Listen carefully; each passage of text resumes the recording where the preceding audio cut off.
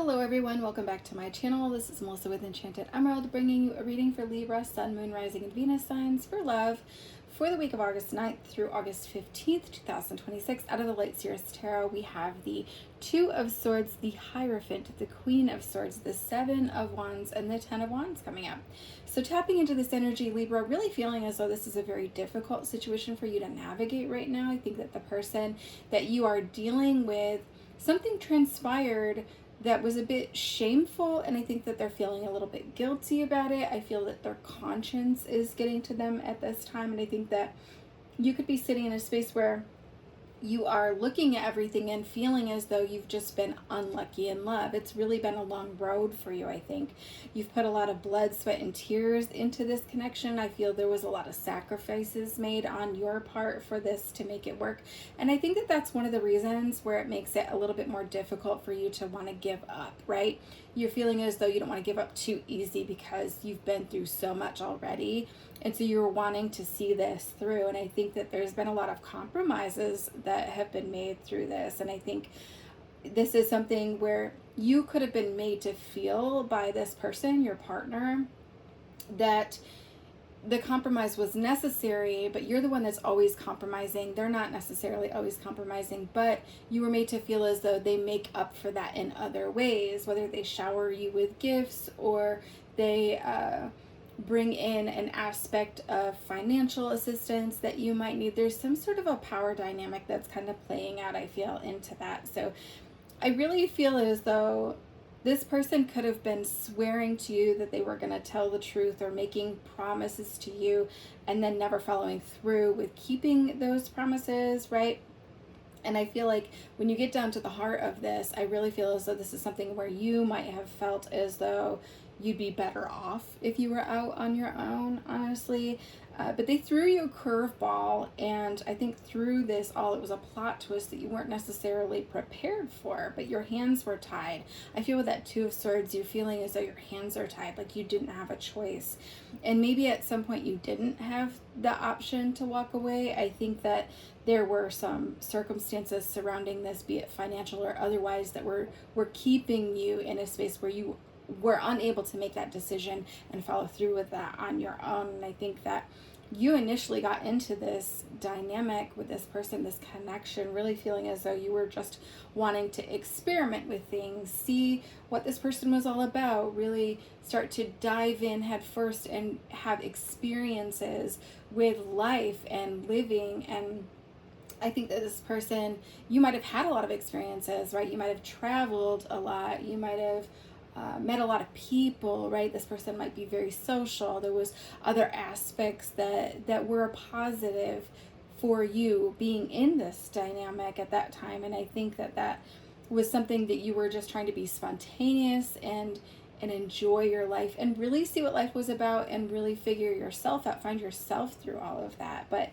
I think that there were times you might have felt a little bit captive to your emotions, right? You can see on this Queen of Swords, this bowl is full of water. Water is emotion, and then it's behind bars. You could be feeling as though you're making decisions based on your emotions, or you were making decisions based on your emotions, right?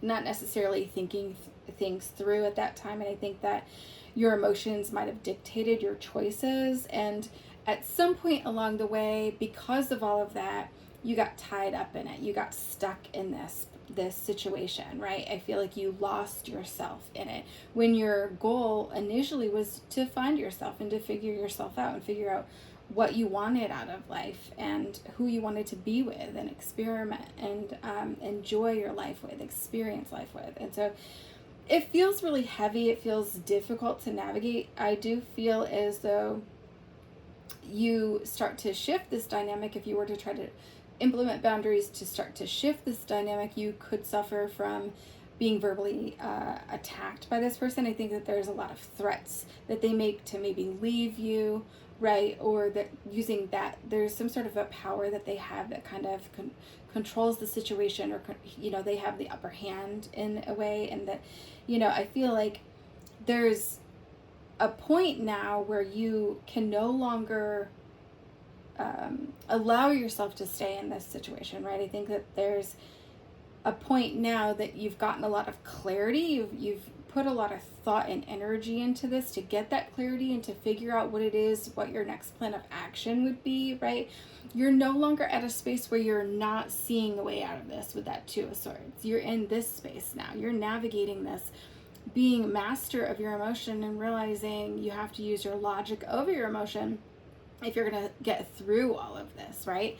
And things just being so heavy. It's been a long road and things have been so heavy, and you can see this person and the Ten of Wands, they're like facing the other direction, right? And so is the Queen of Swords facing the other direction. And so it's almost as if you're walking out of the situation that way. And it's an energy where with this Queen of Swords, you realize it's time for you to take a stand. And I think that that's where that emotion and logic have to be separated so that you can simply act on your best interests without getting lost in the emotion of it all, or allowing that emotion to dictate you making that choice, because you acting on your best interest and following your intuition is going to lead you into your highest path, your path of your highest good, right? And so I think that you might feel as though if you're not using your emotion in this and only using your logic, you might feel like, well, then I have to be cold and calculated. But that's not necessarily true, right? I like the word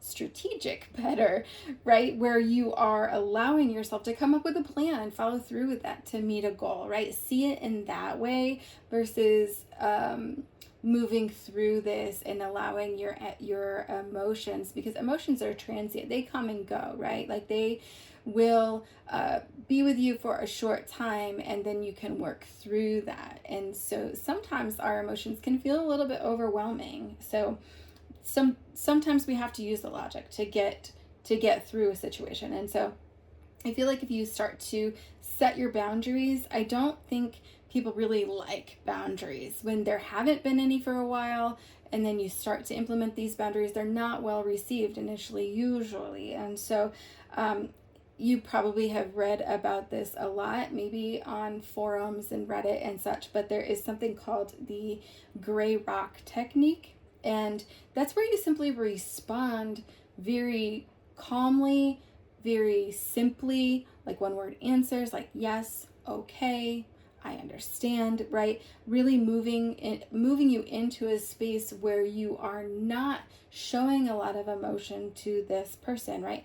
And it's going to help you to keep your hands clean throughout all of this, right? You don't want to get lost in your emotions, say things that you don't mean and regret that, right? You don't want to get lost in that. So just make sure that you're being mindful of that as you work through that and use a strategy like that. And so you could implement that boundary, and then now would be a time for you. I feel with this Hierophant card, there could be something legal kind of processing throughout all of this, or progressing throughout all of this. So this could be a time when you do implement those boundaries that you want to look for the receipts, right? You want to do the screenshots. You want to have a file that you save those things in, and so you have them. And if you aren't going through a legal situation and it doesn't apply to you in that way, this is something that you can have for yourself, so you have evidence to remind yourself of why you are implementing these boundaries, why those boundaries are necessary, and why it might be necessary for you to make the choice to walk away from this situation, right? Because we don't want to feel, as though, oh no, my emotions are kicking up, and like, is this something, you're doubting yourself. Is this something I really want to do? You can, it's proof. It's right there in the file for you to go through, so you can look at the receipts and be like, yep, that's why I gotta get out of here, right? Kind of thing. And so I think that this is really a time for you to surround yourself with loving and supportive people, Libra. I think that that's your best case scenario here, is to have people in your corner, have people that can listen, have people that understand, have people that can help you. Okay, that's your best strategy moving throughout all of this. And I do so hope that this helps you and in your path and on your journey, Libra. And thank you so much for your time and energy. If you've listened so far to me today, to this reading, I appreciate each and every one of you. If you could do me a huge favor, hit that like and subscribe so that you are in the know of all the new content as it's released, so that it can be something that could help you on your journey if this did, and you're open to that in the future. And as always, I will be back with another read for you guys again soon. Take care.